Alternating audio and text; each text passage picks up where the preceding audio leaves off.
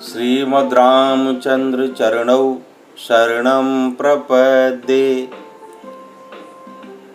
प्रिय भगवत जनों, मेरे प्यारे प्यारे भाइयों, माताओं एवं बहनों, दुनिया में आश्चर्य की सीमा नहीं है, किंतु कुछ ऐसे भी आश्चर्य तब सामने आते हैं जब हम बिना जाने बूझे उसमें कूद पड़ते हैं, या वस्तुतः ये कह लीजिए कि हम नित्य देखते हैं किंतु उसको हम टाल नहीं पाते और उल्टा उसका अनुसरण करने लगते हैं। यह सबसे बड़े आश्चर्य की बात है। उदाहरणार्थ कि भौतिक जगत की जिस भूमि को, जिस संपत्ति को तथा संसार में उत्पन्न होने वाले शरीर आदि पदार्थों को हम अपना मानकर अभिमान करने वाले असंख्य मनुष्य अंत में उन सबको छोड़कर खाली हाथ चले गए। जाते हैं कि नहीं जाते? उसी भूमि को, उसी संपत्ति को और उन्हीं देहादिक पदार्थों का अपना मानकर अज्ञानी मनुष्य उनमें रागासक्त होकर जीते हैं। ये देखते हुए भी कि संसार की कोई भी वस्तु किसी के साथ नहीं जाती, फिर भी मोह के वशीभूत होकर मनुष्य उन्हीं वस्तुओं को मेरी मेरी कहते हुए मर रहा है। अब जहां अपना सदा का संगी शरीर भी साथ नहीं देता, वहां दूसरे संबंधियों के शरीरों को अपना मानकर उनके संबंध विच्छेद में विकल हो रहे हैं, किंतु अपने समस्त दुखों का कारण जो अज्ञान जनित मोह है उसका त्याग करके विरक्त नहीं हो पाते। अब परिवर्तन तो संसार का नियम है, लेकिन परिवर्तन का मतलब यह नहीं होता है कि आप अपने आप को इतना परिवर्तित कर लीजिए कि सत्य से आपका दूर दूर से रिश्ता ही न रह जाए। एक आश्चर्य की बात और देखिए, जो वस्तु किसी को देने से उसके साथ जाती नहीं और किसी से लेने पर अपने साथ आती नहीं, उसे ज्ञान बस परस्पर देने और लेने का मानकर अज्ञानी मनुष्य अपने मन को मनाते रहते हैं। अब जैसे बाजार में जाइए, आपके यहाँ किसी के बच्चे का बर्थडे है, आपने उसको खिलौना लिया, उसको दे दिया। अच्छा, जब आपने खिलौना लिया तो दुकानदार को आपने पैसे दिए, उससे वो खिलौना लिया। अब पैसे दुकानदार के पास भी नहीं रहेगा क्योंकि मरकर उसे ले नहीं जाएगा।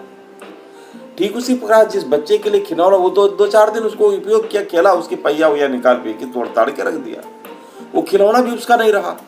यानी जिसके लिए आपने खरीदा वो भी उसका नहीं रहा और जिसके खरीदा उसका भी नहीं रहा।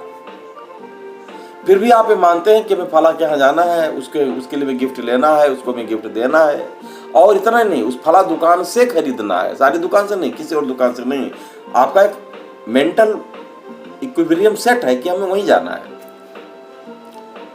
अच्छा, यह और भी आश्चर्य की बात है कि जहां मनुष्य अपने ही समान अनेकों प्राणियों का अचानक किसी न किसी निमित्त से देहावसान होते देखते हैं, वहां अपनी देह की अचानक न जाने कब हो जाने वाली मृत्यु के लिए सावधान नहीं रह पाते।